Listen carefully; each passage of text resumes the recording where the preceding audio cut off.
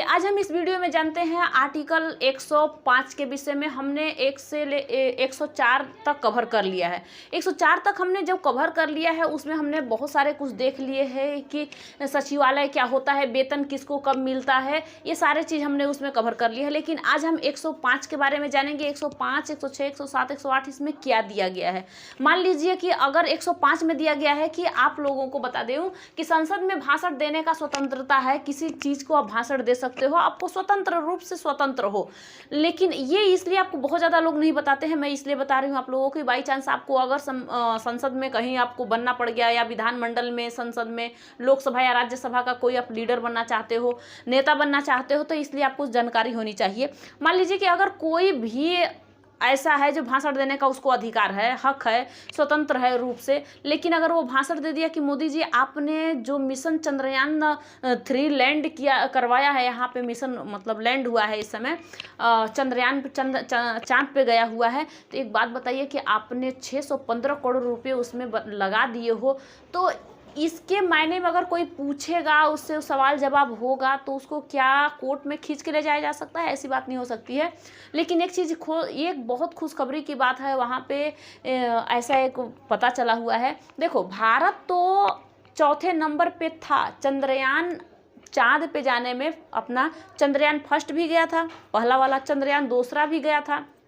पहले वाला तो आपको पता है कि 2008 में गया था, 22 अगस्त की 22 जुलाई ऐसे कुछ, 22 अगस्त को मान लो कि वो गया था, 2008 में ही गया था। लेकिन वो ऑर्बिट पे ही घूम घाम के रह गया और नहीं जा पाया। सिर्फ पानी का थोड़ा पता लगा लिया था वहाँ पे कि वहाँ पे कहाँ पानी मिल सकता है। लेकिन जो 2019 में गया था, 22 जुलाई को 2019 में जो भी गया था वहाँ पे, तो वो थोड़ा सा पता किया था, लेकिन 2 किलोमीटर की दूरी पे अगर लैंडिंग रह गई थी उसकी, तो वो क्रैश हो गया था, क्योंकि उसकी जो फास्ट हो गई थी चाल।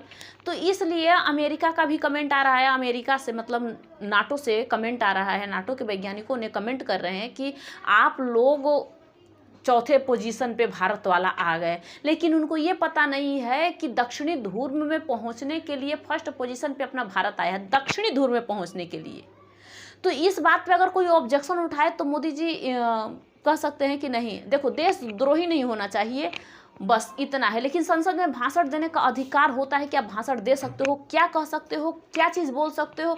किसी को कोई डांट दबेड़ के कुछ मतलब उसको नहीं डांटता है, लेकिन सामने वाला जो सुनने वाला होता है उससे, जैसे अध्यक्ष बैठाए जाते हैं लोकसभा में और राज्यसभा में सभापति बैठाए जाते हैं, उनसे आमने सामने मतलब बात करके हम दूसरे के बारे में कहेंगे कि नहीं, ये सरकार एक गलत काम कर दिया, विधानसभा के लोगों ने ये गलत काम कर दिया, राज्यसभा के लोगों ने ये गलत काम कर दिया, इस चीज़ के लिए भाषण दिया जा सकता है।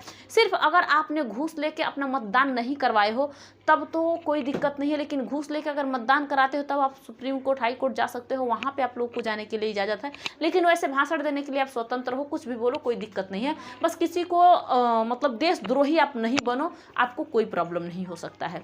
तो अनुच्छेद 105 कहता है, चंद्रयान के विषय में आप लोग को कल से ही पता चल गया होगा कि चंद्रयान आपका 6:04 पर चांद पर लैंड कर दिया, और विक्रम लैंडर लैंड कर दिया है। और वहाँ से अब रात के 12:30 बजे वहाँ से निकला हुआ है रोवर प्रज्ञान, वो निकल के बाहर अब घूमना फिरना स्टार्ट कर दिया है। वहाँ से उसको क्या हुआ, सूर्य की किरणें प्रकाश वहाँ पे मिली हो, ये एक्टिव हो गया है, मतलब वो स्टार्ट हो गया है। वहाँ उसने अपना धीरे धीरे देखना और भारत में हर एक चीज़ को, नाटो के वैज्ञानिकों को वहाँ का संदेश दिखाना, देखना, सारा चीज़ उसने स्टार्ट कर दिया है। तो इस तरीके से बहुत ज़्यादा खुशहाली, हम भी खुश हैं, आप भी खुश हो, भारत में सब लोग खुश हैं। अपने भारत की जय जयकार सब लोग मनाओ बहुत, कि हमारे भारत में एक चीज़ का खोज हुआ, जो ऐसा चीज़ है जिस पे कोई नहीं गया। जहाँ पे दक्षिणी ध्रुव है वहाँ पे बहुत अंधेरा है, अंधेरा और वहाँ पे गर्मी और ठंडी दोनों ऐसे पड़ती है कि कोई जा नहीं सकता है। अंधेरा बहुत ज़्यादा है, लेकिन फिर भी दक्षिणी ध्रुव में पहुंचने का प्रयास भारत ने पहली बार किया है। इसलिए भारत का जो चंद्रयान 3 है, इसको हम प्रथम मानते हैं कि उसने उत्तरी ध्रुव में प्रथम बार गया है। लेकिन पोजीशन उसका चौथा पहले था, अब फर्स्ट हो गया है। नहीं, ये नहीं, चांद पे जाने के लिए उसका पोजीशन था 4th में, लेकिन चांद के उत्तरी ध्रुव, दक्षिणी ध्रुव में जाने में उसका पोजीशन हो गया है फर्स्ट पोजीशन, ये यहाँ तक हो गया है। तो 615 करोड़ रुपए जो उसमें लगा हुआ है, मान लीजिए उसमें, तो इस पे कोई ऑब्जेक्शन उठाए तो संसद में कह सकते हैं लोग कि हाँ तुम ही जानते हो, हम नहीं जानते हैं क्या? अकड़ सबके अंदर होगी। अरे आप ही जानते हो, हम नहीं जानते हैं कि हम लोग अगर वहाँ पे खोज कर लेंगे, वहाँ पे देखेंगे कि कहाँ पे क्या सही जगह है, तो वहाँ भी इंसान बसना स्टार्ट कर देंगे। भाई वहाँ भी ज़रूरी है, वहाँ ऐसे ही नहीं रहेगा। वहाँ पे अच्छे अच्छे चीज़ अब देखेंगे कि क्या क्या है, कहाँ कहाँ क्या है क्या नहीं है। अपने भारत में, अपने विश्व में, ये जो अर्थ है, अर्थ पे जिस पे हम रहते हैं हम लोग, आपको पता है कि कहाँ पे ज़्यादातर ठंडी है, कहाँ पे ज़्यादातर गर्मी है। भौगोलिक चीज़ है, सब कुछ को सबको पता होना चाहिए। हम लोग इसी भूगोल के बारे में पढ़ते हैं, पहले अंतरिक्ष में कौन गया, पहले ये काम कौन किया, पहले चाँद पे कदम कौन रखा, ये सारी चीज़ हम लोग पढ़ते रहते हैं। ये भी एक बार छप जाएगा और आएगा। तो देखो, अगर आप पढ़ते हो तो आपको ये पता होना चाहिए कि जब अपना भारत का प्रथम चंद्रयान गया था, वो कब गया था? तो वो गया था 2008 में, दूसरा गया था 2019 में। 4 साल में इन्होंने बहुत ज़्यादा प्रोग्रेस कर ली है। 4 साल में मात्र इन्होंने बहुत ज़्यादा प्रोग्रेस कर लिया है। और 4 साल में दक्षिणी ध्रुव में वहाँ पे उसके लैंड कर दिए हैं, उतर गए हैं, और आराम से घूमना फिरना वॉकिंग कर रही है। कौन? ये रोवर। इसका नाम क्या है? देखो, इसको हम लोग प्रज्ञान नाम है इसको। अगर हम लोग विक्रम लैंडर क्यों कहते हैं? विक्रम लैंडर।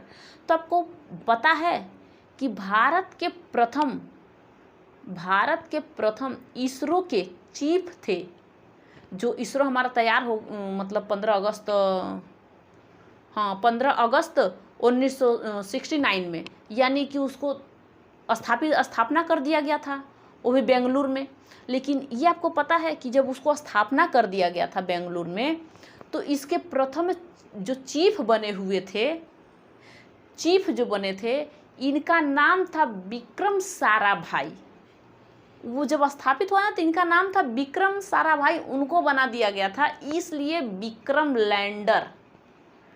जब उस मिसाइल होता है ना, मिसाइल के अंदर जो रॉकेट्स छोड़े जाते हैं, उसमें विक्रम लैंडर रखा जाता है। विक्रम लैंडर के अंदर रोवर प्रज्ञान रखा जाता है, जिससे निकाला जाता है। मान लीजिए कि ये आपका मिसाइल है, ये मान लीजिए मिसाइल है, और यहाँ पे ये बनाया गया है इस तरह से, और ये चला गया। अगर यहाँ से फिर इसके यहाँ पे रख दिया जाता है किसको? विक्रम लैंडर को। मान लीजिए ये तो निकल जाता है ना, अब यहाँ से निकल गया। अब ये क्या हुआ कि ये यहाँ पर होता है विक्रम लैंडर। अब ये जब जाएगा वहाँ पे ज़मीन पे, जब ये पहुँचेगा ज़मीन पे, तो यहाँ पे ये विक्रम लैंडर ये बाहर को निकलेगा। इसके इस तरीके से पैर होंगे 4, और इस तरीके से वो निकल जाएगा। अब यहाँ से जो गेट खुलेगा, तो यहाँ से जब गेट खुलेगा तो यहाँ आएगा आपका जो रोवर है, रोवर। इसका रोवर नाम है, रोवर प्रज्ञान नाम है, प्रज्ञान। तो इसका रोवर प्रज्ञान ये बाहर को निकलेगा। अब रोवर प्रज्ञान जब निकलेगा तो बहुत धीरे धीरे सफ़र करेगा, यानी वो धीरे धीरे सफ़र करेगा, और वो देखता कि इसलिए जाएगा, वहाँ से फ़ोटो खींच के कनेक्ट करके भेजेगा। वहाँ पे सूर्य की अगर ऊर्जा मिलेगी तो बहुत तेज़ी से उस पर एक्टिव होता जाएगा, वो चार्ज हो जाएगा। एक्टिव हो गया है, चार्ज हो रहा है, और चार्ज होते हुए वो सारे चीज़ को दिखा देगा। तो इस तरीके से सारे चीज़ को बताते रहता है कि कहाँ पे गड्ढे बने हुए हैं, कहाँ पे पहाड़ है, कहाँ पे पर्वत है। इस तरीके से अगर ज़मीन है तो तुरंत पता कर लेगा। यहाँ तो कोई जाएगा नहीं, लोग यहाँ से देखना स्टार्ट कर देते हैं, बैठे रहते हैं, इसरो के वैज्ञानिक हर एक चीज़ का ध्यान देते रहते हैं, और वहाँ पे देखेंगे कि कहाँ गड्ढा है। नहीं, इस तरीके से नहीं, इधर से जाओ, और इधर पहाड़ पे, एकदम पहाड़ के चोटियों पे ना चले जाओ, इस तरीके से जाओ। क्योंकि आपको पता है कि इस पे गड्ढा क्यों है? उल्का पिंड गिरती है। जब उल्का पिंड गिरी तो अपना पृथ्वी जब नीचे को, मतलब कि 23 साढ़े 23 डिग्री पे झुक गया, किसको गिरने से? ये 90 डिग्री की कोण होती है, आपको पता है। अब ये उल्का पिंड गिरने से अपनी पृथ्वी ज़्यादा झुक गई है, तो हर जगह दौड़ती घूमती होगी। पृथ्वी का तो चक्कर लगाने वाला है चंद्रमा ही है, और चांद पे दाग लगाने वाला ये आ गया आपका उल्का पिंड। चांद पे दाग किसने लगाया? उल्का पिंड ने। तो इसी तरीके से किसी के ऊपर कोई दाग लगाए ना, तो लोग जिंदगी जी ले मस्ती में, चाहे आग लग जाए किसी के बस्ती में, कहा गया है।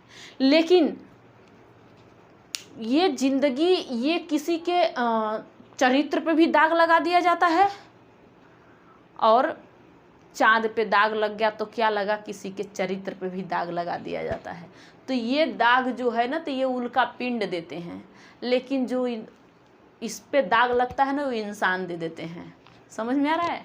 अब देखो हम लोगों ने यहाँ देखा संसद में भाषण देने का स्वतंत्रता है, अनुच्छेद 5 कहता है, अनुच्छेद 5, 6, 7 ज़्यादातर आप लोग के लिए इम्पोर्टेंट नहीं है, लेकिन बताना जरूरी समझती हूँ क्योंकि अभी आपको पता होगा। अब हो अनुच्छेद मतलब कि आ गया आपका 106, सदस्यों का वेतन और भत्ते की बात की गई है भैया कि किनको कितना वेतन मिलेगा, क्या होगा, इनको सही टाइम से वेतन भत्ते दिया जाए, इसकी बात इसकी चर्चा की गई है 106 में।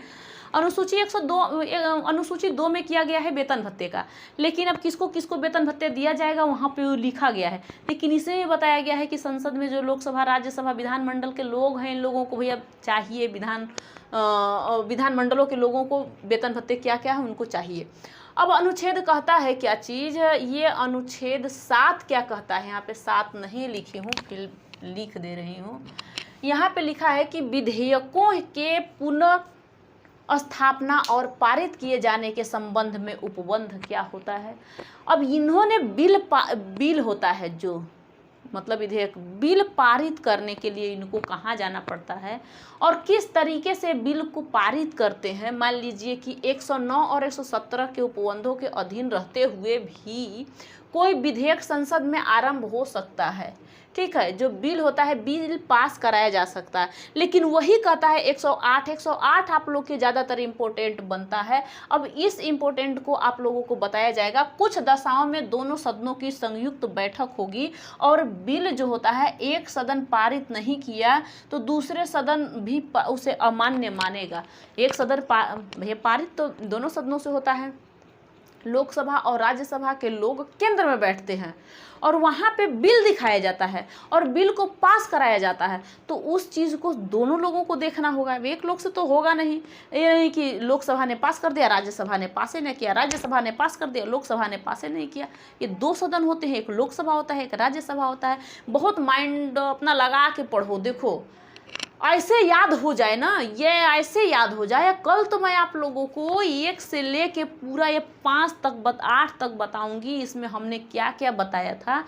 ये सारे को सारे कवर आपको करना होगा, चाहे वो 1 घंटे का वीडियो बन जाए, उसका कोई परवाह नहीं है। लेकिन 108 वाला अभी क्लियर आपका यहाँ नहीं करूँगी, मैं जब आगे वाला वीडियो बनाऊंगी नेक्स्ट वाला ना, उसमें आपको सारा कवर करके बता दूंगी कि इसमें क्या क्या कहता है, क्यों नहीं पास करेगा, क्यों संसद लोकसभा का पास नहीं करेगा, क्यों राज्यसभा ने पास नहीं किया, क्यों नहीं करेगा, क्या है इसमें, सारे चीज़ बताऊंगी।